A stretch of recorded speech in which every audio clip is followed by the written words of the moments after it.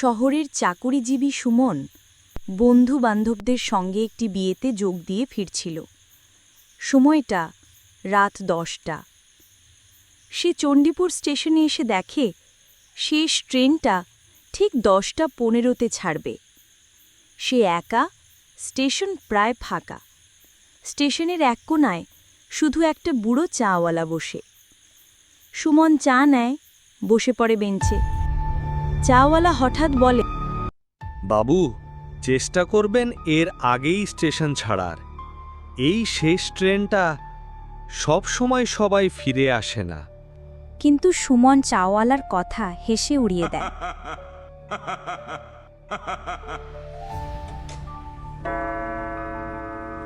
10টা 15, ট্রেন আসে না।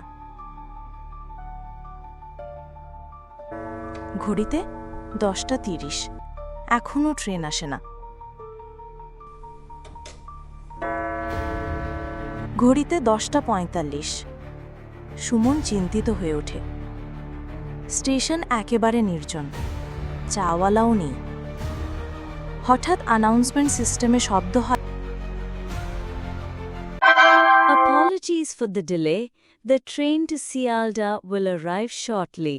Please stand back from the platform. কিন্তু স্টেশনে তো কোনো কর্মচারী নেই। অ্যানাউন্সমেন্ট কে করল? 11টায় একটা পুরনো ধোঁয়ায় ভরা ট্রেন এসে দাঁড়ায়। ট্রেনটার দরজা খুলে যায়, কিন্তু ভিতরে অদ্ভুত অন্ধকার, কারো দেখা নেই। সুমন একটু দ্বিধায় পড়ে, কিন্তু হঠাৎ পেছনে একটা ছায়ামূর্তি বলে ওঠে, যাও না, তোমার তো অপেক্ষা শেষ হয়েছে। সে পেছনে তাকিয়ে কাউকে দেখতে পায় না। ভয়ে সে উঠে পড়ে ট্রেনে।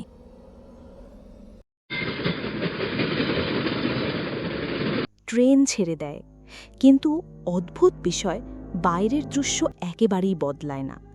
বারবার সেই একই ধান ক্ষেত, সেই একই কুমে ঘর, আবার সেই একই গাছ। সুমন জানালায় তাকিয়ে চমকে ওঠে। একই লোককে বারবার হাঁটতে দেখছে ট্রেনের পাশে, যেন ট্রেন চললেও জায়গা একটি যাত্রীও নেই। হঠাৎ একটি বগিতে একজন নারী দেখা যায়, লাল শাড়ি, চুল খুলে আছে। সুমন সাহস করে গিয়ে বলে, আপনি কি জানেন এটা কোথায় যাচ্ছে? নারী ধীরে ঘুরে তাকায়। তার মুখ নেই, শুধু এক বিশাল কালো গহ্বর।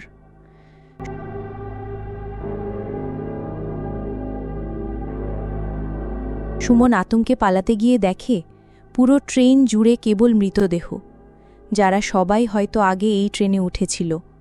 সে চিৎকার করে ওঠে, কিন্তু ট্রেন থামে না। হঠাৎ একটা বাচ্চা ছেলেকে দেখে, যে বলছে, ভুল করে উঠেছিলে, তোমার সময় এখনো হয়নি। হঠাৎ সব অন্ধকার। সুমন জ্ঞান হারায়।